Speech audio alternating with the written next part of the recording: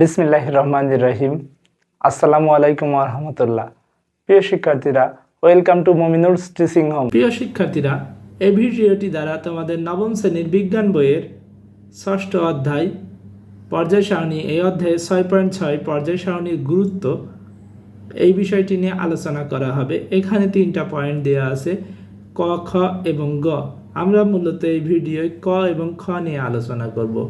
পরবর্তী ভিডিওয় আমরা গ নিয়ে আলোচনা করব। তাই চলে যাচ্ছি মূল ভিডিওর আলোচনা অংশে। Audio Jungle.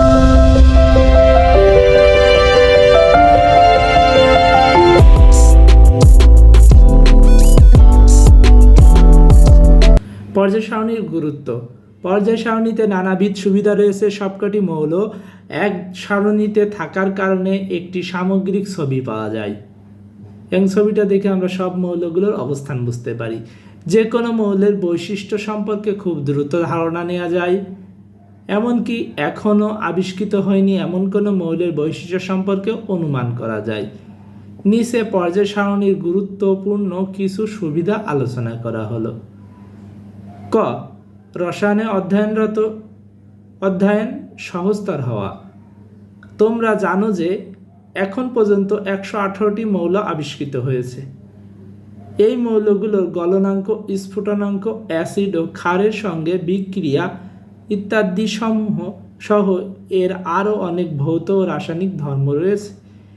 এ ধর্মসমূহ একসঙ্গে জানা বা মনে রাখা সম্ভব নয়।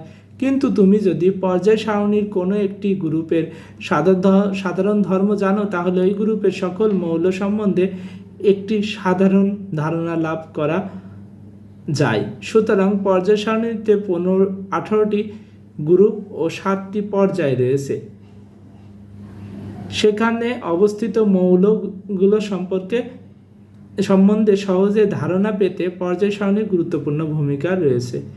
এছাড়া পর্যায় সারণীতে ভালো ধারণা থাকলে সেখানে অবস্থিত মৌলের বিভিন্ন মৌল নিয়ে গঠিত তাদের যৌগের বৈশিষ্ট্য সম্পর্কেও ধারণা লাভ করা সহজতর হয়।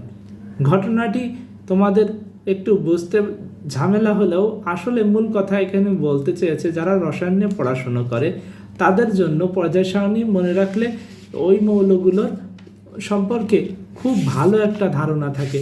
আমরা যদি পর্যায় সারণী নিয়ে বলি, দেখো আমি কিন্তু নিজের ব্যক্তিগত একটি কথা বলছি। পর্যায় সারণীর সবকটা মৌলের নাম মুখস্থ নেই, আমার দেখে বলতে হয়। কিন্তু আমি 1 থেকে 50টি মৌলও মুখস্থ করে রেখেছি এবং গুরুত্বপূর্ণ কিছু মৌলের নাম আমার মুখস্থ। এতে কি হয় দেখো, আর তাছাড়াও আমি কয়েকটি পর্যায় মুখস্থ রেখেছি, যেমন ক্ষার ধাতু, মৃৎ ক্ষার ধাতু, এগুলো আমার মুখস্থ। পাশাপাশি অন্যান্য ধাতুর এবং হ্যালোজেন গ্রুপ ও নিষ্ক্রিয় গ্রুপগুলো আমার মুখস্থ আছে। এবং বিরল মৃত্তিকা, এটা মনে আছে। অবস্থান্তর মৌলের ওপরে 2 লাইন মুখস্থ আছে। এতে সুবিধা হয় কি, আমি ওই মৌলগুলোর একই ধারাবাহিকতায় বা একই ধরনের বৈশিষ্ট্যে অবলম্বন করে কথা বলতে পারি। যেমন লিথিয়ামের যে বৈশিষ্ট্য, সোডিয়ামের বৈশিষ্ট্যেরও তেমন অনেক মিল আছে, হয়তো গলনাঙ্ক, স্ফুটনাঙ্ক একটু কম বেশি আছে। সোডিয়ামের সাথে যেমন লিথিয়ামের মিলের কথা বললাম, সোডিয়ামের সাথে যেমন পটাশিয়ামের মিল আছে, রুবিডিয়ামের মিল আছে, সিজিয়ামের মিল আছে, ফ্রান্সিয়ামের মিল আছে। ঠিক একই হিসেবে বেরিলিয়ামের সাথে ম্যাগনেসিয়াম, ক্যালসিয়াম, তারপরে স্টেনসিয়াম এবং রুবিডিয়াম, এগুলো সবই রেডিয়ামের মিল আছে। এরপরে যদি আমরা হ্যালোজেন গ্রুপের কথা বলি, ক্লোরিন, ফ্লোরিন, ব্রোমিন বা ফ্লোরিন, ক্লোরিন, ব্রোমিন, আয়োডিন, স্টার্টিন, এইগুলো সব মিল আছে পরস্পরের সাথে। কেন মিল আছে জানো? এগুলো একই গ্রুপের মৌল, এই জন্য। পর্যায় হিসেবেও এমন মিল আছে, যেমন যদি বলি hydrogen, helium, lithium, beryllium, boron, carbon, nitrogen, oxygen, fluorine, neon, sodium, magnesium, এইভাবে পরস্পর সব একই পর্যায়ে মিল থাকে। সেই জন্য সেগুলো সম্পর্কে আলোচনা করতে বা বর্ণনা দিতেও অনেক সুবিধা হয়। পরবর্তীতে খ নম্বরে বলা হয়েছে নতুন মৌলের ধারণা ও আবিষ্কার। পর্যায় সারণীতে যে 7টি পর্যায় ও 18টি গ্রুপ রয়েছে, একটি সময় পর্যন্ত সেখানে কিছু ফাঁকা ঘর ছিল।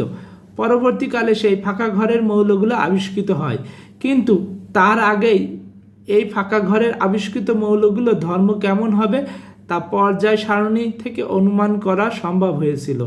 বিজ্ঞানী মেন্ডেলিভ তার সময়ে আবিষ্কৃত 63টি মৌলের পর্যায় সারণীর স্থান দিতে গিয়ে কিছু মৌলের অস্তিত্ব সম্পর্কে ভবিষ্যৎবাণী করেছিলেন, যা পরবর্তীকালে আবিষ্কৃত হয়েছিল। অর্থাৎ নিষ্ক্রিয় গ্যাসের তলায় যে আরেকটা নিষ্ক্রিয় গ্যাস আসবে, এটা হওয়া স্বাভাবিক। ক্ষার ধাতুর তলায় যে একটা ক্ষার ধাতু আসবে, এটা হওয়া স্বাভাবিক। এটা পর্যায় সারণী আকারে, মানে গণিতের ছক আকারের মতো এটা মিলে যায় অটোমেটিকলি। প্রিয় শিক্ষার্থীরা, এতটুকুই আলোচনা ছিল এই ভিডিওর আলোচনা অংশে। পরবর্তী ভিডিওয়ে আমরা গ নম্বর এবং বাকি অংশ নিয়ে অধ্যায়ের আলোচনা করব। তোমরা সবাই ভালো থাকো, সুস্থ থাকো, মন দিয়ে পড়াশোনা করো। আসসালামু আলাইকুম রহমতুল্লাহি ওয়া বারাকাতুহু।